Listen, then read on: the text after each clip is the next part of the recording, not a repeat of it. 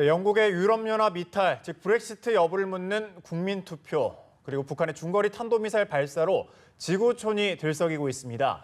세계의 눈은 지금 영국, 그리고 북한에 쏠리고 있다고 해도 과언이 아닙니다. 네, 자세한 소식 워싱턴 화상으로 연결해서 들어보겠습니다. 김범현 특파원. 네, 워싱턴입니다. 네, 영국의 브렉시트 국민투표, 미국도 그 결과에 촉각을 곤두세우고 있다고요? 네, 영국이 유럽연합에 계속 잔류할지 아니면 유럽연합에서 탈퇴할지를 결정한 브렉시트 국민투표 결과는 영국은 물론 유럽의 운명을 좌우한다고 할 수 있습니다. 따라서 영국과 가장 가까운 동맹인 미국 역시 브렉시트 국민투표를 예의주시해왔습니다. 먼저 브렉시트, 즉 영국의 유럽연합 탈퇴가 현실화될 경우 최근 회복세를 보이고 있는 미국 경제에 악영향을 끼칠 수 있다는 점에서 그런데요. 미국의 중앙은행인 연방준비제도의 제닛 옐런 의장의 발언 들어보시겠습니다. A UK vote to exit the European Union could have significant economic repercussions. For all of these reasons, the committee is closely monitoring global. 실제 지난주 열린 미국 연방공개시장위원회 6월 정례회의에서는 브렉시트 문제가 논의됐고 연방기금 금리, 즉 기준금리의 동결을 결정했습니다. 옐런 의장의 말대로 브렉시트가 현실화될 경우 미국 경제에 가져올 여파, 즉 악영향을 우려해 일단 기준금리를 동결했다고 할 수 있습니다. 그런가 하면 브렉시트는 미국 경제뿐 아니라 외교 안보 정책에도 영향을 미칠 수 있습니다.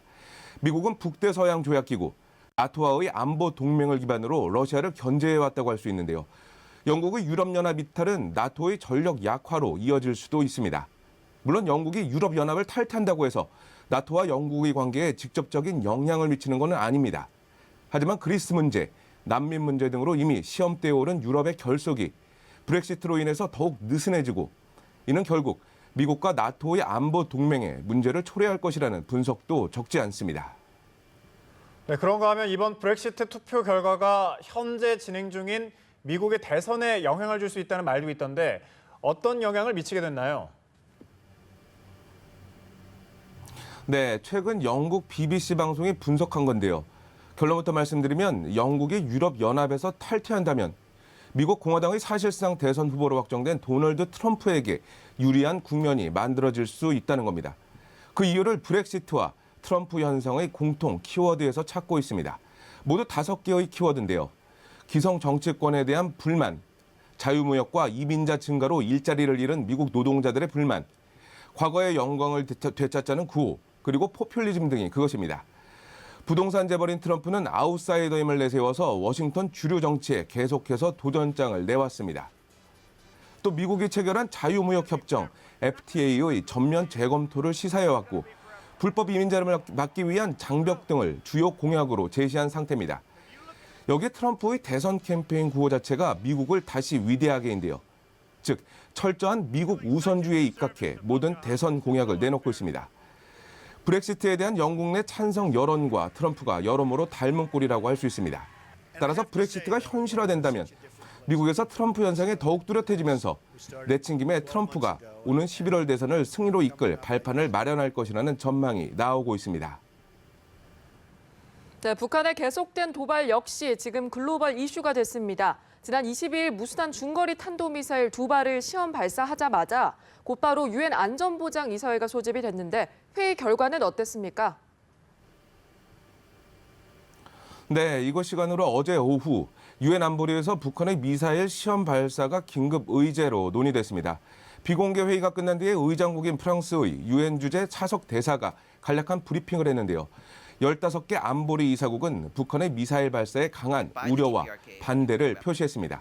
또 북한의 이번 미사일 시험 발사는 유엔 안보리의 모든 결의를 위반한 것이라는 데도 인식을 같이 했습니다.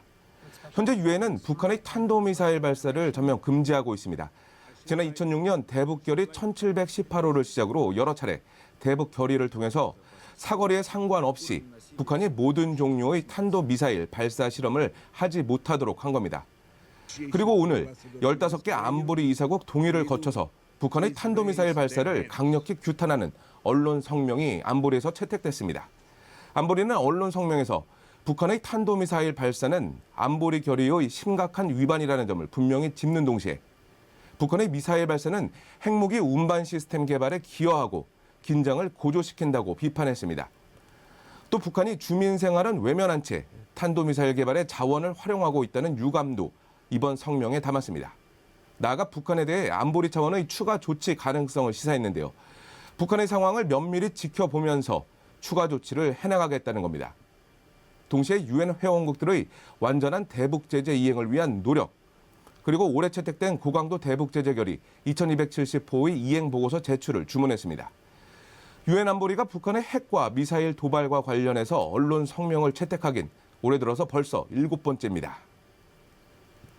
네, 유엔은 물론 미국 등 국제사회도 북한의 이번 중거리 탄도미사일 발사를 강력히 비난했다고 하던데 관련 내용도 전해주시죠. 네, 먼저 미국 정부의 반응을 소개해드리면 북한의 도발 행위에 대한 비판 수위를 한층 높였습니다. 조시어니스트 백악관 대변인의 브리핑 내용 먼저 들어보시겠습니다. It strongly condemns the provocative actions by the North Korean government that is a flagrant violation of their international obligations. U.S. Strategic Command did in fact detect and track what we 도발을 일삼고 있는 북한에 대응하기 위해 한국 등 동맹 그리고 국제사회와 협력하는 동시에 추가 압박을 위해서 중국, 러시아와도 머리를 맞대겠다는 게 미국 정부의 현재 입장입니다. 중국과 러시아도 북한을 비난하고 나섰는데요. 화춘잉 중국 외교부 대변인은 브리핑에서 북한의 탄도미사일 문제는 유엔 안보리 결의에 명확히 규정돼 있다며 긴장 고조 행위를 중단할 것을 촉구했습니다. 마리아 자하로바 러시아 외무부 대변인은 북한이 유엔 안보리 결의에 배치되고 한반도의 긴장 해소에 도움이 되지 않는 행동을 한 데 대해 유감이라고 밝혔습니다. 이런 가운데 일본은 북한이 일본 열도를 사정권으로 둔 무수단 미사일 시험 발사에 성공했다는 판단 아래 미국과 공조해 미사일 방어 능력을 강화해 나가기로 했습니다. 네, 이렇게 강도 높은 대북 제재에도 북한은 핵과 미사일 도발을 계속하고 있는 모습인데 미국 정부가 추가로 대북 제재를 검토 중이라는 말도 있던데 어떻습니까? 네, 미국은 이미 지난 2월에 발효된 대북 제재 강화법에 따른 대북 제재 행정명령, 주요 자금 세탁 우려 대상국 지정 등으로 북한을 전방위로 압박하고 있는데요. 미국이 또 다른 대북 제재에 나설 것으로 예상됩니다. 그동안 북한 김정은 정권의 돈줄을 차단하기 위한 금융, 경제 제재에 주력했다면 이번에는 북한의 열악한 인권 상황에 대한 제재 카드를 꺼내들 채비를 하고 있는 겁니다. 이 방안이 현실화되면 처음으로 북한에 대한 인권 제재가 이뤄지게 됩니다. 조금 전 말씀드린 미국의 대북 제재 강화법은 인권 유린 등의 책임이 있는 북한의 인사들과 구체적인 행위를 파악해서 미 의회에 보고하도록 돼 있습니다. 이 법에 따라 인권 제재를 한다는 것으로 국제사회의 경고를 거듭 무시하는 김정은 정권을 한층 압박하는 수단으로 평가됩니다. 조만간 미 국무부가 북한의 정치범 수용소 운영에 관여한 북한 관리 10여 명을 제재 대상에 올리는 등 첫 인권 제재를 공식 발표할 가능성도 제기되고 있습니다. 지금까지 워싱턴에서 전해드렸습니다.